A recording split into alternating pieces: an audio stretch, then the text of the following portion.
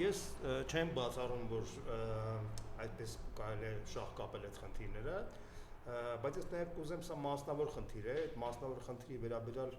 շատ երկար վերլուծություն անելը կարծում եմ որ իմաստ չունի, բայց մեկ բան կարող եմ ասել, որ Հայաստանի եւ Ռուսաստանի միջև շրջանառությունը կազմում է ավելի քան 12 միլիարդ դոլար,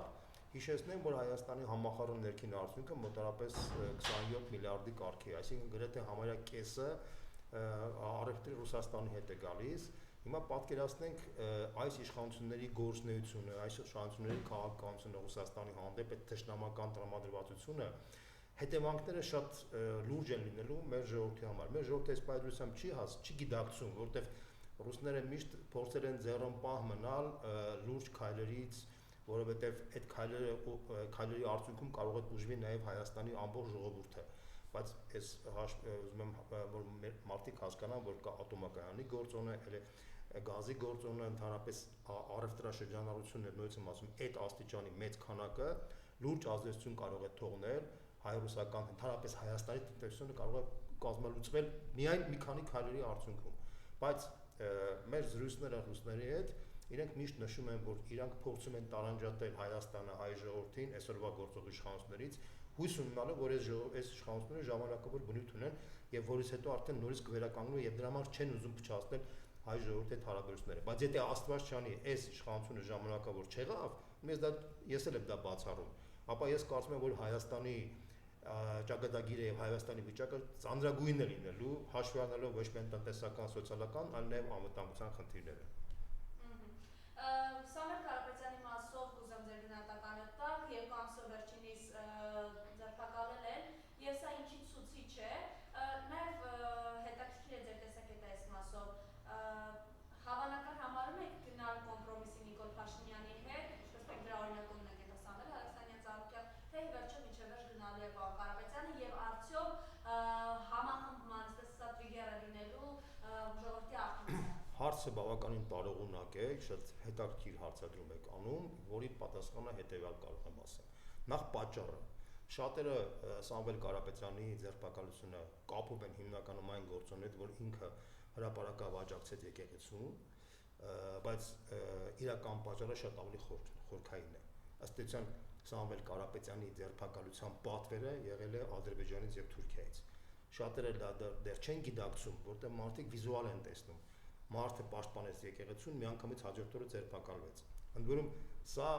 մարդու իրավունքների տեսակետից սա ուղղակի աներևակայելի խայտարակություն է։ Ես ուզում եմ ուշադրության դարձնեմ նաև Հայաստանում գործող մի շարք արևմտյան դեսպանատներին, Միացյալ Նահանգների, Եվրոմիության, որոնք լուր ծպտուն չեն անում, ես ասեմ, որ ձեր դիրքորոշումը, ձեր այսօրվա պահվածքը հիշելու է հայ ժողովուրդը եւ իշխանափոխությունից հետո դուք այլևս բարոյական իրավունք չեք ունենալու ընդհանրապես խոսել մարդկային արժեքների, ժողովրդավարությունից, որտեղ դուք ոչնչացրել եք այդ արժեքները։ Ես ուզում եմ հիշեցնեմ ժամանակին, երբ որ Նապոլեոնը արշավներ սկսեց Եվրոպայում մեկ, Բեթհովենը գրեց, այսպես ասած, Նապոլեոնի անվան սիմֆոնիա, 3-րդ սիմֆոնիան, երբ որ Նապոլեոնի զորքերը մտան Գերմանիա եւ գերմանական ժողովուրդը կոնկրետ գետնի վրա տեսավ, թե ինչ է իրենից ներկայացնում այդ ազատագրական բանակը, Բեթհովենը իր սիմֆոնիայի անվանումը Նապոլեոնի անվան վերացրեց, կոչեց հերոսական սիմֆոնիա եւ նույնիսկ հայտարարեց, որ եթե իմ ձեռը լիներ մի sense բան, ես դրան կջարդեի Նապոլեոնի գլուխը։ Հիմա ես ասեմ, որ post-սովետական ժողովուրդները, որոնք մեծ հույս ունեին, որ խորհրդային միության փլուզումից հետո մենք նոր լուսապայծառ դարաշրջան ենք մտնելու, որ մենք բոլորս հավատում ենք իսկապես, որ արևմուտք, հատկապես այն ծերունդը, որ իմ տարիքին է, որոնք իսկապես անկեղծորեն հավատում էին, որ իսկապես արևմուտքից կարող է գալ մի հատ մեծ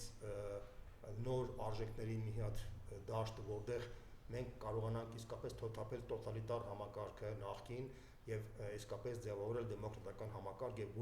որին պետք է աջակցեին նաեւ արևմտյան երկրները որպես համերաշխություն, մենք այս ամենը տեսնելով ինչ որ կատարվեց այս վերջին տարիների ընթացքում, այս 20-30 տարիների ընթացքում մենք տեսանք, որ դուք ըստ էության հիտլերյան ռասիստական մոտեցումներից ոչինչով չեք տարբերվում։ Պարզապես Հիտլերը հրապարակավ էր հայտարարում իր ազգը ռասիստական այսպես դասակարգ մեջ դնում էր արդեն բարձր ռասայի ներկայացուցիչ եւ մնացածներին համարում էր երկրորդական, երրորդական սորտի եւ կոտորածներ անում, դուք այդ նույն բանը անում եք մի քիչ ավելի այլ ձևով, հայտարարում եք, որ ձեր այսպես ասած տարածաշրջանը դա մի հատ այգի է, այդ այգին պետք է փայփայեք եւ մնացած բոլոր ժողովրդներին համարում եք երկրորդ, երրորդ սորտի եւ էժանագին սրիկաներին եք ստեղ աջակցում գրանտներով, բաներով, որպեսզի դրա միջոցով դուք ըստ էության այս ժողովրդին տանեք ողբերգությունների։ Այդ նույն ողբերգությունների մեջ հայտնվեցին այն պոստսովետական երկրները, այդ նույն ողբերգությունների հայտնվել արդեն Միջին Արևելքի ժողովուրդը։ Քրիստոնեական արեալը գրեթե կարելի ասել վերացել է ձեր շնորհիվ, ձեր քաղաքականության շնորհիվ։ Նույնը ինչ որ կատարվեց Իրաքում, Սիրիայում, ինչ որ կատարվում է այսօր Միջին Արևելքում, Պաղեստինում, Գազայում, այն պատերազմը, որ հիմա կա Իսրայելի եւ Իրանի մեջ, դա ձեր արդյունքն է եւ դուք վերջում հատուցելու եք այս ամենի համար, որտեղ առաջին համաշխարհային պատերազմը ձեզանից է առաջ եկել, երկրորդ համաշխարհային պատերազմը ձեզանից առաջ եկել, երրորդ համաշխարհային պատերազմը նույնիսկ ձեզանից է, դուք գենետիկորեն, դուք կոդային իմաստով, դուք ըստ էության իմպերիալիստական նկատունով սրիկաներ եք, որոնք դուք այս մարդկության համար չարիքի դեր եք կատարում, ես ուրիշ ձև չեմ կարող ասել, որտեղ այն վնասները, որ դուք տվել եք մեր ժողովրդներին, ուղղակի աներևակայելի է։ Մինչդեռ մենք մտածում ենք, որ դուք բերում եք մեզ իսկապես նոր դեմոկրատական արժեքներ, լիբերալ տնտեսություն, իշխանությունների տարանջատում, դատաիրավական ազատ համակարգ, եւ այս ամենի արդյունքում ձեր պահվածքը մենք հիշելու ենք հավերժորեն, եւ դուք այլևս այդ հիշողությունը մենակ հիշողություն չի լինելու, բայց սա արդեն առանձին խնդիր է։ Դա ինչ վերաբերում է մարդուհինանքների մասին, որ ես արդեն ձեզ չեմ ուզում անդրադառնալ, որտեղ ես նույնիսկ եմ ասում, դե ձեր գնահատականը դաջված է ձեր ճակատի վրա արդեն։ Հիմա ինչ վերաբերում է բարոյական մասին, ըստ էության այսօրվա իշխանությունից ակնկալել բարոյական մոտեցում բնականաբար չի կարելի, որտեղ այս իշխանությունը ցայտնուտի մեջ հայտնված, թակարդի մեջ է հայտնվել Էրդողանի եւ Ալիևի ձեռքում եւ ինքը ամեն ինչ անում է, որպեսզի կարողանա փրկվել, որտեղ շատ լավ գիտի, որ ժողովրդի 90%-ը ատում է իրեն, ինքը շատ լավ հասկանում է, որ ընտրությունները որևէ շանս չունի վերարտադրվելու, ինքը մուրում է փաստացի Էրդողանից եւ Ալիևից մի հատ փաստաթուղթ խաղաղության մասին, որպեսզի այդ փաստաթուղթով կարողանա թմբկահարել ժողովրդի մի մասին, այն ամենաթեր զարգացած տգետ զանգվածին փորձել համոզել, որ ես եմ բերել ձեզ խաղաղություն, փորձի կարողանա վարչական հսկայական ռեսուրսներ օգտագործելով նորից կարողանա վերարտադրվել, բայց դա էլ արդեն հնարավոր չի, դա միանշանակ է, եւ բայց տեսնելով այս մարդու վիճակը, փաստացի մուրացկանի կարգավիճակի մեջ հայտնված այս մարդուն, ով 18 թվականին դուխով առաջարկում էր ժողովրդին գնալ, չգիտեմ, մեծ հաջողությունների, հիմա ինքը դուխով փաստացի կզած վիճակով Թուրքիայից եւ Ադրբեջանից պահանջում է, այդ մուրում է այդ թուղթը, այդ թուղթը մուրելու դիմաց Ադրբեջանն ու Թուրքիան առաջարկում են արդեն իրենց մի շարք պայմաններ։ Պայման առաջին՝ փոխել սահմանադրությունը։ Ինքը դուխով փորձում է փոխել սահմանադրությունը հարմարացնելով Թուրքիային եւ Ադրբեջանին։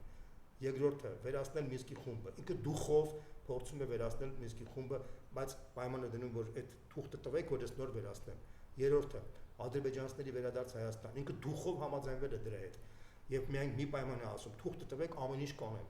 Հաջորդը՝ Զանգեզուրի միջանցք, այսպես կոչված։ Ինքը դուխով դրա հետ է համաձայնվել։ Պարզապես ինչպես որ նախկինում խաբում էր, ասում էր Արցախը Հայաստանը է վերջ, հիմա դա ասում է Արցախը Ադրբեջանը է վերջ, հիմա հայտարարում է Զանգեզուրի միջանցքը դա խաղաղության խաչմերուկ է իրենից ներկայացնելու, որը ինչ որ այս մարդը ասել է, իմացեք 170 ճիշտ հակառակն է լինելու,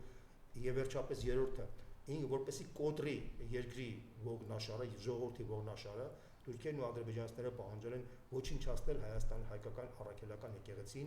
եւ այն ազդեցիկ դեմքերը, որոնք նշանակալի դեր են ունեցել Արցախյան պատերազմի մեջ, դրանք են Սամվել Կարապետյանը, դրանք են Արա Աբրամյանը, դրանք են հայտնի մեր օլիգարխները, գործարարները, որոնք այս 30 տարվա մեջ մեծ ներդրում են ունեցել պատերազմական, օգնել են մեր բանակին, որը ոչնչացրեց Նիկոլ Փաշինյանը 2022 թվականի Պրահայում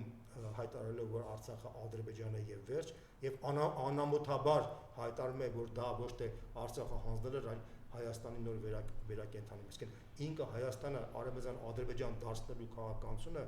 մարդկանց մտածելով, որ մարդիկ ոչխարներից չեն տարբերվում, հայտարարում է, որ սա փաստացի մենք ազատագրում ենք Հայաստանը, այսպես ասած Հայաստանի կախվածությունից։ կախվածությունը որն է, ինքը ստեցան Հայաստանը մտցնում է Թուրքիայի տակ, իսկ թե ինչ է նշանակում Հայաստանը Թուրքիայի տակ, այս ժողովուրդը մի անգամ տեսել է 1915 թվականին։ Սա բոլորը հասկանում են արդեն, եթե ինչ որ մի զանգված կար, որ կներեք հետամնաց զանգված էր, թերզարգացած զանգված էր, կարդալ գրել չգիտեր կամ չգիտեմ սարի վրա էր ապրում, նրանք էլ են արդեն նույնիսկ հասկացել, որ ում հետ գործ ունեն։ Եվ ըստ էության այս մարդը պատե տալիս, իրենք արդեն մոռացել են կրթվելը նորաձևեի խնդիրը, սկսել հայախառը ձևակերպներով հանդես գալ, վիրավորում են գրեթե բոլորին, սկսած կաթողիկոսից վերջացած շարքային լրագրողների։ Սա ցույց տալիս իրենց վախի մթնոլորտը, վախը իրենց արդեն ամեն ինչ արել է եւ ըստ էության իրենք պատրաստ են ցանկացած պատվեր կատարել։ Սամվել Կարապետյանի կալանավորումը այդ պատվերի շրջանակում էր։ Սամվել Կարապետյանի հետախուզում տվել էր Ադրբեջանի գլխավոր դատախազությունը դեռ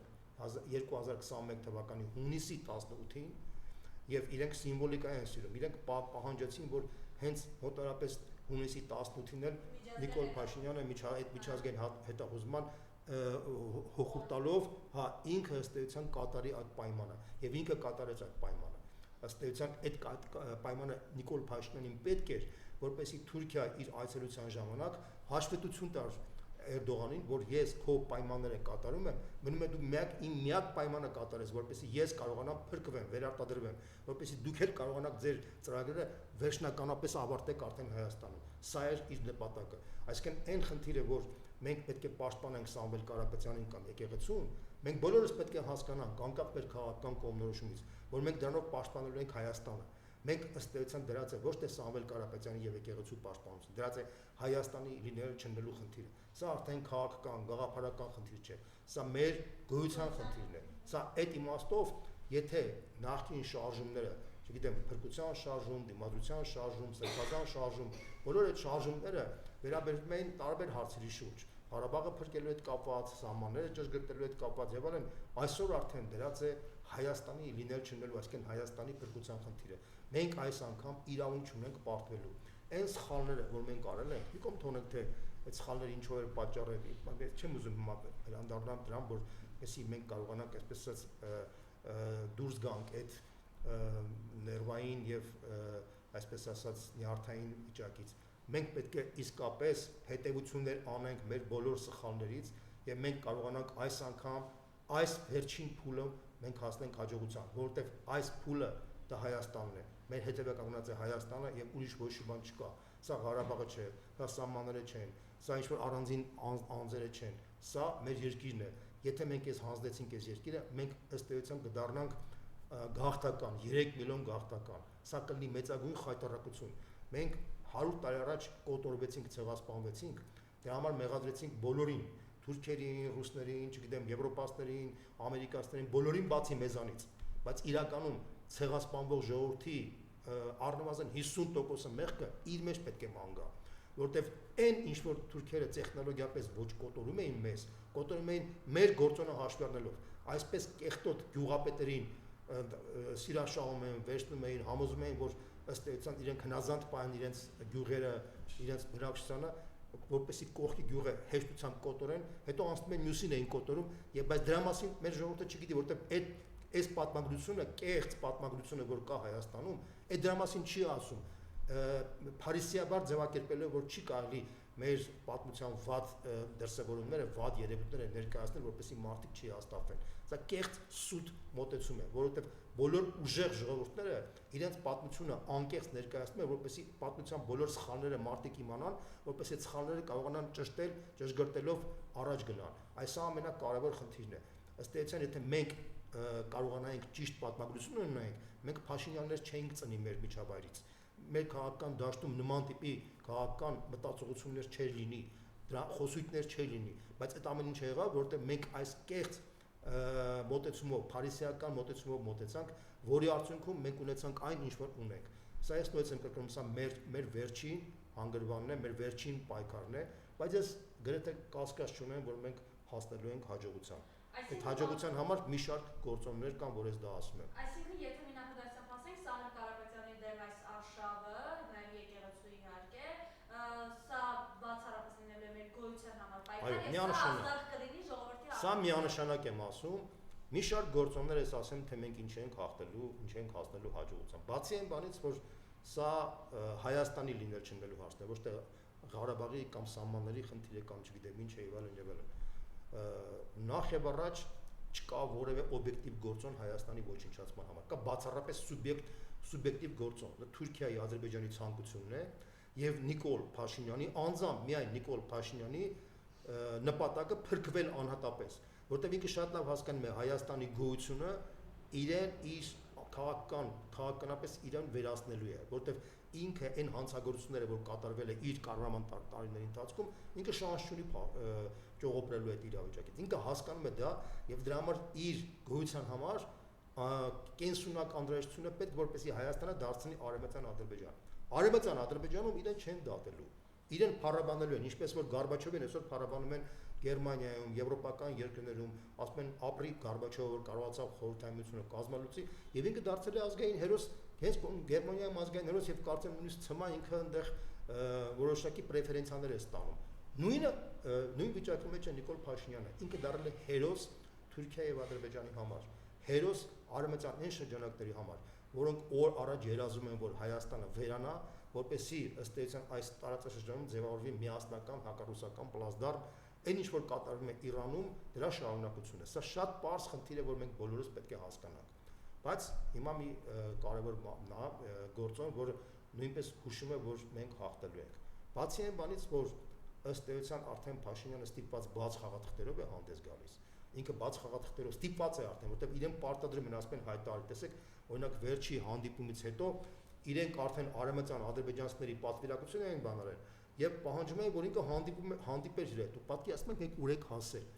Նիկոլ Փաշինյանը 18 թվականին կայացած ուժեղ երկրորդ պետությունը ոչնչացնելուց հիմա հասել է այն բանին, որ իրեն պարտադրում են, որպեսզի իրենքը հանդիպի արևմտյան Ադրբեջանի պատվիրակությանը։ Դուք հասկանում եք, այդ մարդը, որ քեզ դուխով Մոնթե Մելքոնյանի կերպարով իրեն բերեցին իշխանության, եւ Մոնթե Մելքոնյանի կերպարով մարդը պետք է այսպիսի արդյունք տար։ Սա հայտնի հետախուզական կենտրոնների մոդելներից մեկն է։ Նույնը կարելի ասել Վազգեն Սարգսյանի եղբայր Հարամ Զավենիչին սարքել են հակավազգեն Սարգսյան։ Այսինքն սա ըստ էության այս մոտեցումը նույն ծրագրի շրջանակներում է։ Այն հերոսները, որ մենք ունենք հերոսներ, այդ հերոսներին ուզում են վարկաբեկեն հենց այդտենց կերպարներով, այսինքն իրենք այդ կերպարների մեջ սրիկաների մտցնում են կերպարների մեջ եւ ցույց են տալիս, որ ձեր հերոսները ոչնչություն են։ Սա է ամբողջ խնդիրը։ Եվ իրենք այդ նպատակն իրենք հասել են, մասնակցորեն հասել են, այսինքն մենք իրենք կարողացան վերացնել երկրորդ հանրապետությունը, ոչնչացվեց։ Հայաստանը անպաշտպան է մնացել իր արևելյան հատվածում եւ ըստ էության կանգնած է լրջագույն վտանգի խնդիր, որտեղ հիմա արդեն պարտադրում են, որ Զանգեզուրի միջանցքը բացվի եւ ադրբեջանցիները վերադառնան Հայաստան, սա կնշանակի Հայաստանի վերջը, որովհետեւ եթե թեկուզ 100 ադրբեջանցի մտավ Հայաստանի տարածք, ընդամենը 100 ադրբեջանցի Թուրքիան կստանա բարոյական իրավունք պաշտպանելու այդ 100 ադրբեջանցին իր բանակով։ Այդ բանակը ինքը մտցրել է Սիրիայում, Իրաքում, այսինքն ինքը լեգիտիմ իրավունք կստանա Հայաստանում ցանկացած գործողություն կատարելու համար։ Սա է իրենց նպատակը։ Եթե դուք մտածում եք, որ այս նպատակը Փաշինյանի անձնական շահերին հակասում է, չարաչար սխալվում եք, որտեղ Փաշինյանի շահերից բխում է նաև, որ Թուրքիան մաքսիմալ ակտիվ լինի Հայաստանում, որպեսզի իր անվտանգությունը հավերժ լինի։ Սա է ամբողջ խնդիրը։ Բայց ես նույնպես եմ կրկնում, այս ամենը չի լինելու, որովհետև ի վերջո 3 միլիոն ժողովուրդը արդեն 90%-ից ավել հասկացել են, թե ինչ է կատարվում, հատկապես այս վերջի Սամվել Կարապետյանի կալանավորից հետո մեր հարցումները, մեր դիտարկումները, մեր վերլուծությունները, մեր շփումները ցույց են տալիս, որ հասարակության մեջ արդեն մարդ չի մնացել հասկանալ, թե ով է Նիկոլ Փաշինյանը։ Արդեն այստեղ հնարավոր չէ այդ մարդու մասին խոսել, ինքը նախկին է, չգիտեմ ինչ որ, չգիտեմ վատ բաներ են, այդ մարդը միլիարդատեր է, մեծահարուստ է, մեծ բարեգործություններ արել Հայաստանի համար։ Իր հիմնական փողը աշխատել է Հայաստանից դուրս եւ ըստ էության կարելի ասել, որ ինքը մի կոնի վրա դրել է ամեն ինչը եւ ըստ էության զգալով այդ վտանգները ինքը հրապարակած պաշտպանել է եկեղեցին, փաստացի պաշտպանել է մեր իրավունքը ապրելու համար։ Այս ամենը բոլորի համար տեսանելի է եւ ըստ էության հասարակության մեջ ֆունդամենտալ իրավիճակ է փոխվել, շատ մեծ իրավիճակ է փոխվել։ Մնում է, որ մենք այս իրավիճակում կապիտալիզացնենք։ Իդեպ ես ուզում եմ հատուկ անդրադառնալ նաեւ այսօրվա իշխող շրջանակներին, հատկապես շարքային եւ միջին եւ նույնիսկ վերին խավի մի այն մասին, ովքեր որ իսկապես ուզում են ապրել Հայաստանում։ Տեսեք, ես ուզում եմ նորից հիշեցնել մի պատմություն, որ եղավ Վրաստանում։ 2011 թվականի հոկտեմբերի 1-ին Սաակաշվիլին որոշում կատարեց ռեպրեսիաների ենթարկել այն ժամանակվա Վրաստանի միլիարդատեր Իվանիշվիլիին։ Ըստ էության քարտու բանկի հետ կապված մեծ գործեր բացվեցին, փաստացի փորձեցին սննկացնել այդ բանկը, հետո անցան մեծ պատժամիջոցների, մինչև 90 միլիոն դոլարի պատժամիջոցներ դրեցին Իվանիշվիլի վրա, որով ծախսել էր Վրաստանի տնտեսության մեջ մոտավորապես 1 միլիարդ դոլար, դուք պատկերացնում եք դա ինչ է նշանակում։ Իվանիշվիլին ի վերջո տեսնելով այս ամեն անարդարությունը 2011 թվականի հոկտեմբերի 1-ին հայտարարեց, որ ինքը մտնելու է քաղաքականություն, որպեսզի կանխի այն ապօրինությունները, որ կատարում է Սաակաշվիլին։ Հաջորդ օրը Սաակաշվիլին, այսպես ասած, Իվանիշվիլին որպեսզի պատիժ որոշում կայացրեց, այսպես ասած, որ ինքը վերցնի իրենից Վրաստանի այսպես անձնագիր, այսինքն Վրաստանի քաղաքացի Իվանիշվիլին դարձել էր 2004 թվականին, իդեպ Սաակաշվիլի հրամանով։ Եվ Սաակաշվիլին ի պատիժ Իվանիշվիլի այս քայլին որոշում կայացրեց, որպեսզի ինքը ըստ էության չեղարկի իր որոշումը քաղաքացիություն տալու, որպեսզի Իվանիշվիլին չկարողանա մասնակցել խորհրդարանական ընտրություններում։ Եթե մինչև այդ կար բազմաթիվ խայտաբղեկ քաղաքական ուժեր, որոնք պայքարում էին Սաակաշվիլի դեմ, բոլոր այդ քաղաքական ուժերը զրոյացան, բոլորը հասկացան, որ իդեմս Սաակաշվիլի ձևավորվել է մի վրացական մոնստր, որը փորձում է, այսպես ասած, կանխել Վրաստանի զարգացումը, եւ բոլորը կոնսոլիդացվեցին Իվանիշվիլի կողքը, եւ Իվանիշվիլին ընդամենը 1 տարի հետո 2012 թվականի հոկտեմբերին խորհրդարանական ընտրությունների արդյունքում ջախջախից հաղթանակ տարավ Սաակաշվիլիի նկատմամբ։ Վրա ժողովուրդը իր ճնշող մեծամասնությամբ աջակցեց ընդդիմությանը Իվանիշվիլիի գլխավորությամբ։ Իդեպ Սաակաշվիլին աննախադեպ ընտրախախտումներ կատարեց, նույնիսկ սերտիֆիկատներ էր բաժանում մինչև $150 մարդկանց ընտրակաշառքի ձևով, բայց դա չօգնեց, որտեղ վրաց ժողովուրդը հասկացավ, որ արդեն Սաակաշվիլիի կառավարումը արդեն սպառված էր։ Իդեպ նշեմ, որ ի տարբերություն Նիկոլ Փաշինյանի, Սաակաշվիլին տարածքներ չէր հանձնել։ Ինքը փորձեց տարածքները վերադարձնել, չստացվեց։ Սաակաշվիլիի կառավարման 9 տարիների ընթացքում ինքը միացրեց Աջարյան չէր վերահսկում կենտրոնական իշխանության կողմից։ Փորձեց այսպես վերամիավորել Հարավային Օսիան, դա իրեն չհաջողվեց։ Դրա արդյունքում Վրաստանը կորցրեց Հարավային Օսիան եւ Աբխազիան ոչ միայն դե ֆակտո, այլ նաեւ դե յուրե։ Հենց դրա պատճառով վրա ժողովուրդը ըստ էության մերժեց Սաակաշվիլին եւ Սաակաշվիլին կորցրեց իշխանությունը։ Իդեպ Սաակաշվիլի ժամանակ էլ բազմաթիվ պետական գործիչներ ապօրինություններ էին անում Իվանիշվիլիի դեմ։ Բազմաթիվ կեղտոտ քայլեր էին անում, բոլոր այդ մարդիկ, ովքեր այդ կեղտոտ քայլերն էին անում, այսօր ոդրում նստած են բանտում։ Մինչև 50 մարդ նստած է բանտում Սաակաշվիլի գլխավորությամբ։ Միակ մարդը, որ կարողացավ ճողոբրել դա բանտից, դա Սաակաշվիլին էր, այն էլ պայմանավորությունների արդյունքում, հետո ինքը իր հիմարության պատճառով եկավ Վրաստան եւ նորից կանոնավորվեց։ Ես ուզում եմ դա հիշեցնեմ բոլոր քպականներին, ովքեր որ այսօր մտածելով, որ Փաշինյանը հավերժ է, իրենք այդ նույն ապօրինությունները անում են, սկսած դատավորներից, վերջացած իրավապահ համակարգի ներկայացուցիչներից, չգիտեմ, ինչ-որ բանից, պատգամավորներից, բոլոր այդ մարդիկ պետք է հիշեն, որ առնվազն 1 տարի հետո ընտրություններից այլևս Նիկոլ Փաշինյանը չի լինելու իշխանության մեջ, եւ իրենք արդեն հայտնվել են անպաշտպան վիճակի մեջ, եւ իրենք պետք է հասկանան, որ դրա հետևանքն է կլինի շատ վտանգավոր։ Արմեն Աբազյանի օրինակով պետք է բոլորը իրենց քայլը կատարեն։ Սա ամենակարևորն է, որ մարդիկ հասկանան, որովհետև նորից եմ կրկնում, համատել Փաշինյանին Սաակաշվիլիի հետ մեղմ ասած չի կարելի, որովհետև այն հանցագործությունները, որ կատարվել է Փաշինյանի կողմից, ուղղակի աննկարագրել է, որովհետև նորից եմ կրկնում, Սաակաշվիլին իր մինուսների հետ ուներ նաև պլյուսներ։ Նիկոլ Փաշինյանը պլյուսները չունի։ Այսինքն Նիկոլ Փաշինյանի վիճակը շատ ավելի ծանր է, եւ ինքը շատ ավելի ծանր հանցագործությունների մեջ է մտնում իր կաշին փրկելու համար, բայց դուք ձեր կաշին փրկելու խնդիր չունեք։ Դուք եթե ուզում եք ապրել, շարունակել ապրել Հայաստանում, պետք է ձեր մեջ այդ որոշումը կայացնեք։ Արժի մի քանի կտոր հացի համար, մի քանի կտոր, չգիտեմ, բանի համար գնաք այն հանցագործներին, որ հիմա դուք կատարում եք։ Չեք ամանչում, որ դուք այն բանը հիմնան վրա, որ դուք այդ մարդուն կանոնավորել եք, դա ես ուզում եմ դատավորին եւ իր շրջապատին ասում, դուք չեք ամանչում, դուք հասկանում եք, որ դուք ինչ հետևանքների կարող եք։ Մարդիկ ըստ էության դա աներևակայել է, բոլորի մասներով դա աներևակայել է։ Նույն քննիչների մասին է խոսքը, նույն չգիտեմ, բոլոր այն մարդկանց, որ այս կամ այն կերպով ասենք մասնակցել են կամ եկեղեցու դեմ այդ արշավը, խայտարակ արշավ, խայտարակ քստմների արշավ, մարդ, ով նույնիսկ քաղաքացիական ամուսնություն չունի, չեմ ասում կրոնական ամուսնություն, իրեն համարում է առաքելական եկեղեցու հետևորդ, պատկերացնում եք, մարդը չունի նույնիսկ քաղաքացիական ամուսնություն, իրեն համարում է առաքելական եկեղեցու հետևորդ եւ նույնիսկ կարող է հանդգնել խոսալ բարոյականության մասին, ուրիշների մասին, դուք հասկանում եք մենք ուր ենք հասել։ Ու այդ մարդուն դուք ուզում եք պաշտպանել եւ այդ պաշտպանելը անպատիժ մնա, դուք մտածեք դրա մասին։ Նույնիսկ եմ կրկնում, մենք վաղը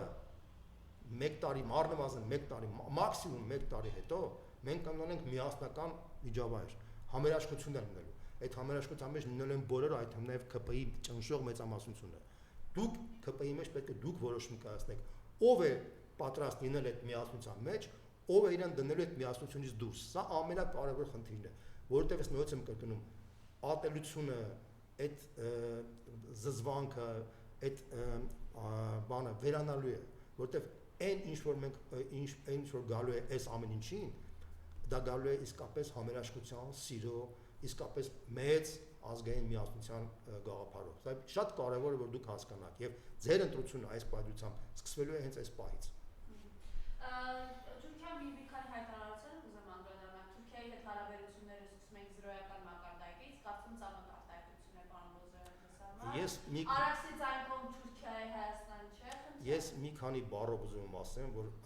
պարզ հասկանանք հետեւյալ տարբերակը, որ այս մարդու գլխավոր այցը Էրդողանի հետ, գլխավոր այցը,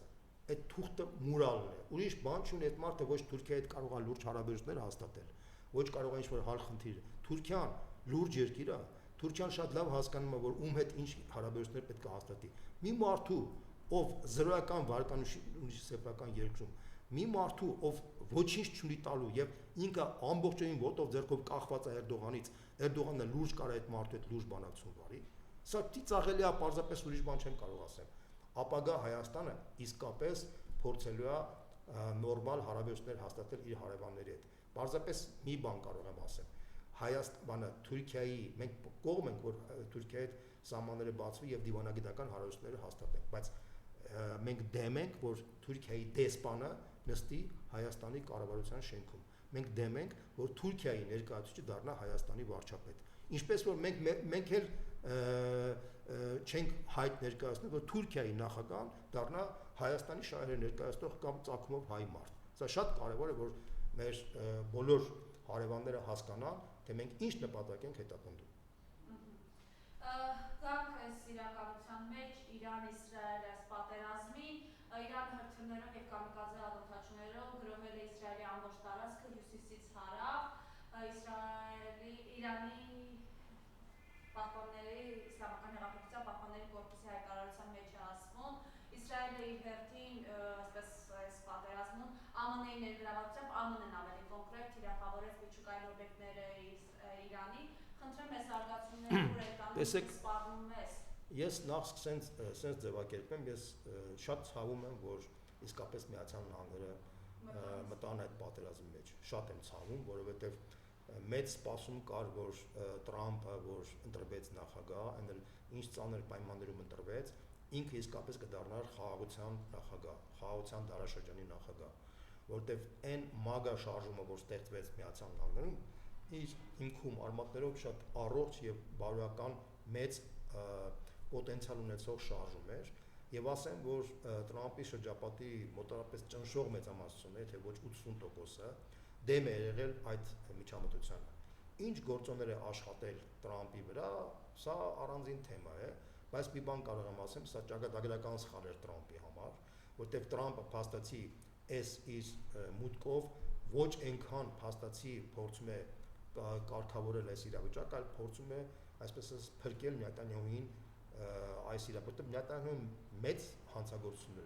հանցագործ է։ Այդ մարդը մեծ խնդրեմ ունի իր երկրում։ Այդ երկրում նույնիսկ Բիլ Քլինտոնը վերջերս ինքը խոստովանեց, որ բացացի պատերազմը սկսելով Նետանյահուն փորձում է իր քաղաքական ապագան փրկել, որտեղ իրեն սպասում են դատավարություններ, իրեն սպասում են ինչպես որ Զելենսկին, ինչպես որ Նիկոլ Փաշինյանը, ինքը այդ շարքի մարդ է,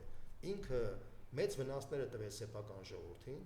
եւ ինքը հասկանում է, որ շանս չունի ճողոպրելու դատավարությունից, որպեսզի կարողանա փրկվել ճավդրով, ինքը փորձում է դառնալ համազգային հերոս։ Ինքը ուզում է ընկալվել այնպիսի մի մարդ, որը Իսրայելը այնպիսի մեծ գործ է արել, որ այդ գործի համար Իսրայելի ժողովուրդը ների իրեն մնացած բոլոր իր հանցագործությունների համար։ Բայց ես նույնիսկ եմ կրկնում, սա տուպիկ է, որովհետև Իրանին ոչնչացնելու տարբերակ չկա։ Իրանին ոչնչացնելու պետք է ցամաքային զորքեր ներխուժեն, 90 միլիոնից Իրանի դեմ ցամաքային զորքեր ներխուժել։ Դուք պատկերացնում եք դա ինչ է նշանակում։ Միտեղ, որտեղ օբյեկտիվորեն Իսրայելը չի կարող ներխուժել, որտեղ ընդհանուր սահման չունի, Միացյալ Նահանգները չեն կարող ներխուժել որևէ երկրից։ Սաուդյան Արաբիան մերժում է դա, Սիրիան թույլ չի տա, Թուրքիան թույլ չի տա,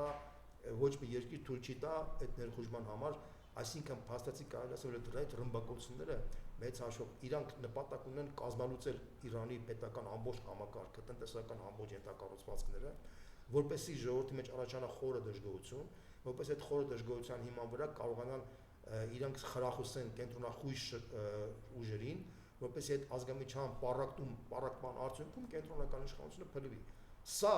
Միացյալ Նահանգների եւ Իսրայելի գլխավոր նպատակն է, արդեն ոչ մեկ չի կարող դա բանել, բայց միթե սա այն նպատակն էր, որ Տրամպը դրել էր ի սկզբանե։ Ես կարծում եմ, որ Տրամպը առաջին ինքը իր առաջ պետք է դնի, որտեվ ըստ էության ինքը մեծ խաչ քաշեց իր քաղաքական ապագայի համար, որին ես շատ ցավում եմ, որտեվ իր կողքը կան շատ լուրջ շրջանակներ, շատ լուրջ դեմքեր, որոնք իսկապես լուրջ մարդիկ են, խոսքը եւ պետնախագահ Վենսի մասին է, եւ Մասկի մասին է, եւ Տուցի Գաբերտի մասին է, եւ նույնիսկ Ռուբիոյի մասին է, այնտեղ գրեթե կարելի ասել այն թիմը, որ հավաքվել էր իր կողքը, իրենք շատ լավ թիմ էր։ Ես ուղղակի ապշած եմ Տրամպի այդ էգոցենտրիզմի վրա, որ ինքը ըստ էության այն ծրագրերն ու նպատակները, որ դրել իր առջև, մի կողմ դրեց եւ հայտնվեց Նետանյահուի թակարդում։ Սա ողբերգություն է, ուղղակի ես ուրիշ բան չեմ կարող ասել։ Ինչ վերաբերում է Իրանի ապագային, ապա ես չեմ կարծում, որ իրանք կարող են հասնել իրենց նպատակին։ Մի շարք պատճառներով։ Մինչև ցամաքային զորք չմտցնեն Իրան, իրանք չեն կարող փլել կենտրոնական իշխանությունը։ Ցամաքային զորքերի մտցնելը դա անիրատեսական է, նույնիսկ եմ կրկնում։ 90 միլիոն ժողովրդի դեմ պատերազմ մտնել բանակով, դա կատաստրոֆա է։ Այդտեղ մեծ զոհեր կլինեն, մանավանդ որ նախկինի պես Չինաստանը, Ռուսաստանը երկրորդական, երրորդական երկրներ չեն։ Այսօր արդեն Չինաստանը մեծ զենք ու զինամթերք է մատակարարում Իրանին, Պակիստանի տարածքով եւ օդային տարածքով։ Եվ Չինաստանը շատ լավ հասկանում է, որ ըստ էության ինքը համարում է, որ Իրանի դեմ այդ գործընթացները իր մեկ ուղի, մեկ, այսպես ասած, այդ մետաքսի ճանապարհի դեմ ուղղված քայլ է, որով նա կարողանար իր ապրանքների ինքնարժեքը շեշտակիորեն իջեցնել եւ կարողանար մեծ շուկաներ գրավել Եվրոպայում։ Ինքը այդպես է կարծում եւ ինքը ատամներով մինչեւ վերջ պաշտպանել է Իրանին։ Եվ այդ իմաստով Միացյալ Նահանգների նպատակը վերջնականապես կազմաքանդել կենտրոնական իշխանությունը Իրանում, դա կյանքի չի հասնելու։ Եվ այն հույսերը, որ Իսրայելը ունի, որ այս արդյունքում ադրբեջանցիները կպորտկան եւ Իլհամ Ալիևի ռեժիմը կաջակցի եւ այսպես ասած իրենք դաշնակից կլինեն, նույնպես կյանքի չի կոչվի, որտեղ նույնպես են կրկնում դրա համար պետք են մեծ խրդժություններ, դրան պետք է որ այսպես ասած իսրայելական եւ ամերիկյան բանակը հայտնվեն Իրանի տարածքում, որը ես բացառում եմ։ Իրանը առաջիկայում ինչ քայլեր կնախաձեռնի բանջարը։ Ես sense ձևակերպեմ։ Ինչպես ես ասենք, հա դեռ չբացահայտված խաղաղ։ Տեսեք, հաշվառնելով այն հանգամանքը, որ այս պատերազմը շատ անսպասելի սկսեցին Իսրայելը, եւ ինչքան հասկանում եմ նաեւ Միացյալ Նահանգները շատ լավ էլ տեղյակ են այս ամենի մասին։ Եվ եթե հաշվառնենք այն ինչ որ կատարվեց, երբ որ Իրանի տարածքից սկսեցին ռմբակոծել եւ նույնը կատարվեց Ռուսաստանում, պարզ երևում է, որ սա ոչ թե Մոսադի կամ ուկրաինական հետախուզության գործողություններն են, այլ ավելի լուրջ հետախուզության, դա մեկ միասնական կենտրոնից կոորդինացված աշխատանք էր Եվ դա արդեն տեսնում են եւ ռուսները, եւ չինացիները, եւ պարսիկները, եւ ասեմ, որ հաշվառնելով այս գործոնը իրենք էլ են ըստ էության վերափոխում այս իրավիճակը եւ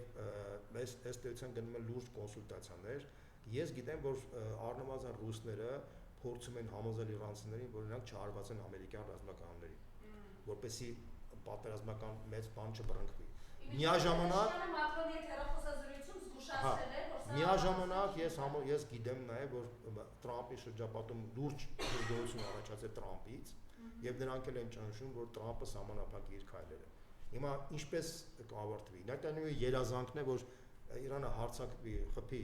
ռազմականների վրա ամերիկյան, հետո նրանք պատասխանեն եւ մեծ պատերազմի բռնկվելու արդյունքում Նետանյահուն դառնա հերոս։ Սա է այդ մարդու նպատակը։ Մենք այդ տիպի Զելենսկի, Նետանյահու, Փաշինյան, մենք այդ մարդկանց տեսել ենք արդեն, մենք այդ մարդկանց բնույթը գիտենք, բնութագրումը արդեն մեր համար պարզ է։ Սա ողբերգություն է, դա աշխարհը երրորդ համաշխարհային պատերազմի մեջ կարող է հայտնվել այս ավանտյուրիստների պատճառով, այս կլասի ավանտյուրիստների պատճառով։ Սա է խնդիրը։ Շնորհակալություն, պարոն Բոզյան, բայց մինչև ամփոփելու մեր զրույցը մեկ հարցեր կուզեմ դուք սրանել անդրադառնալ Սանկտ Պետերբուրգում տնտեսական ֆորումը, որ տեղի ունեցավ։ Գիտեք, դրա մասնակցում էր նաև փոխվարչապետն Մհեր Գրիգորյանը, եւ հենց այդ օրը կարծեմ դատարանի որոշումը հրապարակվեց, որ 2 ամսով կալանավորվում է Սամվել Կարապետյանը, եւ Մհեր Գրիգորյանը այնտեղ նստած խոսում էր Ռուսաստանից եկող, այսպես ասենք, ներդրումային ֆոնդի մասին, ինչքան կարևոր է Հայաստանի համար, նաև անակնկալ եկավ եւ Օվերչուկը հստակ ասաց, թե ինչ էր անում Հայաստանի իշխանությունը, թե բաղօրինակ ինչ կարող են ինչ քայլեր անել եւ այդպես չակերտավոր իրենց արտամարտն անցնել։ Նախ մի քանի խոսք ասեմ Սանկտ Պետերբուրգի այդ տնտեսական ֆորումի մասին։ Այդ ֆորումը մոտավորապես աշխարհում անվանում են նաև ռուսական Դավոս։ Այդ ռուսական Դավոսում մասնակցում էր ավելի քան 140 երկրից պետական ներկայացուցիչներ եւ բիզնեսի ներկայացուցիչներ, ավելի քան 140 երկրից։ Ցավոք սրտի կարող եմ ասել, որ Հայաստանից կարելի ասել, որ բիզնեսը ներկայացված չէ, նույնիսկ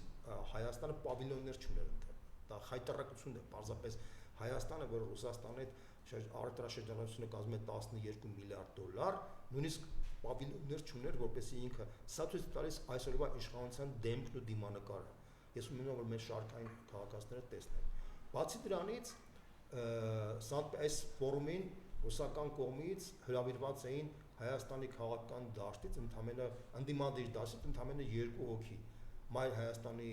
լիդեր Անդրանիկ Թևանյանը եւ Բարգավաճ Հայաստանի լիդեր Գագիկ Ծառուկյանը։ Իհարկե Անդրանիկ Թևանյանի հրավերը ես իմ համար իմ ընկերոջը որ հրավիրեն դա մեծ ուրախություն եմ կազմում, բայց ես նաեւ տխրում եմ ուրիշ բանի համար։ Ես տխրում եմ, որ փաստացի Հայաստանից ընդամենը 2 լիդերներ են մասնակցում, այլ ոչ թե Հայաստանի ավելի շատ մարդիկ, որ պետք է ակտիվ ներգրաված են այս process-ի մեջ։ Դա նշանակում է, որ մեր քաղաքական դաշտը հիվանդ է։ Դա նշանակում է, որ այդ կոմունիկացիոն կապը աշխարհի հետ մեր քաղաքական դաշտի գրեթե բացակայում է։ Սա ողբերգություն է։ Սա ես ուրիշ բան չեմ կարող ասել։ Իդեպ նույն Մայր Հայաստանի պատվիրակությունը, որ գնաց Դոնբաս, շատերը չէին հասկանում, թե ինչու գնաց Դոնբաս։ Պատճառը հետևյալն էր. Հայաստանի կերպարը Նիկոլ Փաշինյանը ոչնչացրել է։ Հայաստանը կերպար չունի արդեն ոչ արևմուտքում, ոչ Ռուսաստանում, ոչ արևելքում, ոչ իսլամական աշխարհում, ոչ մտեղ։ Ինքը ոչնչացված մուրացկան երկիր է դարձել Նիկոլ Փաշինյանի շնորհիվ։ Եվ Մայր Հայաստանի պատվիրակության այցը Դոնբաս մի նպատակ ուներ՝ ցույց տալու, որ Հայաստանը ունի երկրորդ կերպարը, որ Հայաստանին պետք չի դիտարկել միայն Նիկոլ Փաշինյանի կերպարով, որ Հայաստանը ունի երկրորդ կերպարը տարբերվում է Նիկոլ Փաշինյանի կերպարից։ Եվ այս նույն բանը, որ հիմա այդ ֆորում, որ Մայր Հայաստանը կամ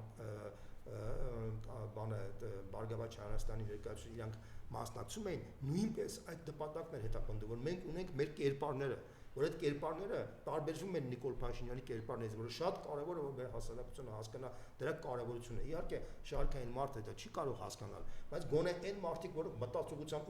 ունակություն ունեն, դրանք գոնե պետք է դա գնահատեն։ Դա շատ կարևոր խնդիր է։ Ինչ վերաբերում է Մհեր Գրիգորյանի, այսպես մասնակցությունը, իհարկե ուրախալի է, որ Հայաստանի իշխանությունը այնուամենայնիվ մասնակցել է այդ բանին, բայց այն ինչ որ լսեց Մհեր Գրիգորյանը այնտեղ պլենար ֆորումում այդ քննարկումների ժամանակ Հայաստանի վերաբերյալ, կարծում եմ, որ ինքը պետք է իր համար հետևություններ անի, որովհետև ըստ էության Հայաստանի եւ Ռուսաստանի միջև շրջանառությունը, որ կազմում է մոտավորապես $12 միլիարդ, եւ այն քաղաքականությունը, որ անում է այսօրվա Հայաստանի իշխանությունները, ըստ էության խորը հակասում է այն զարգացման պոտենցիալին, որ կա երկու երկրների միջև։ Մեր Գրիգորյանը շատ լավ հասկանում է, բայց ինքը պետք է իր մեջ այդ որոշումները կայացնի։ Միևնույն է, վաղը մյուս օրը բարենպաստ պայման, եթե Աստված չաներ իհարկե, բարեբախտաբար տես բան չի լինելու, եթե Փաշինյանին հաջողվեր, այսպես ասած, իր նպատակներին հասնել, իր տեղը ինքը բերել էր Արամ Զավենի Սարգսյանին, ինչ որ Թուրքիայի պահանջն է։ Այսինքն ինքը մեր Գրիգորյանը այնտեղ գրավել է, այդ տեղը մնացել է բացառապես այն դրա շնորհիվ, որ դեռ հայ-ռուսական հարաբերությունները ինչ որ ձևով կան։ Ռուսաստանը չի ուզում կորցնել հայ ժողովրդին եւ Հայաստանին, հասկանալով, որ այս իշխանությունը ժամանակավոր է։ Եվ ուրեմն Մհեր Գրիգորյանը պետք է իրեն համապատասխան ձևով պահի եւ համենայնպես համեստությամբ իրեն բանանի եւ ավելնորդությամբ թույլ չտա։ Եվ երբ որ Սամվել Կարապետյանին կանոնավորում են, առնվազն իր կողմից գոնե ինչ որ պետք է մինիմալ գոնե արձագանք կամ առնվազն քայլ պետք է ներել, ոչ թե այն պահվածքը, որ ինքը ունի։ Սա եւս մեկ անգամ ուզում եմ հիշեցնեմ, որ բոլոր պետական պաշտոնյաները այսօր ունեն իրենց ընտրության իրավունքը, թե հետագայում իրենք ոնց են ընկալվելու հայ հասարակության կողմից, որտեղ այս խայտարակությունը, որ հիմա կա, դա խայտարակություն է, ուրիշ բան չեմ կարող։ Սա նույնիսկ եմ ասում, քաղաքական պայքար չէ, ազգային ազատագրական, դա Հայաստանի խայտարակության խնդիր է։ Այս խայտարակության էջը փոխվելու է, վերանալու է, եւ այդ խայտարակությունը તો բոլորը իրար նայել են երես եւ փորձել են ամոթից ինչ որ գնահատականներ տալ, թե ինչի են իրենք այսպես պահել։ Սա շատ կարևոր է նաեւ, որ նույն Մհեր Գրիգորյանը իր համար այդ գնահատականի ձևակերպում տա։ Այն թեզը, որ ես ոչ բան չէի կարողանայի, ես ստիպված էի, երկուս պայքարում էի, բան չի անցնելու արդեն այս անգամ, որտեվ Հայաստանի կորուստն այնքան մեծ են եղել, որ դրա արդյունքում պետք է ինքը մտածի այլ հիմնավորումներ, որպեսզի մարդիկ հասկանան, թե ինչի է ինքը այս պահվածք ունենում։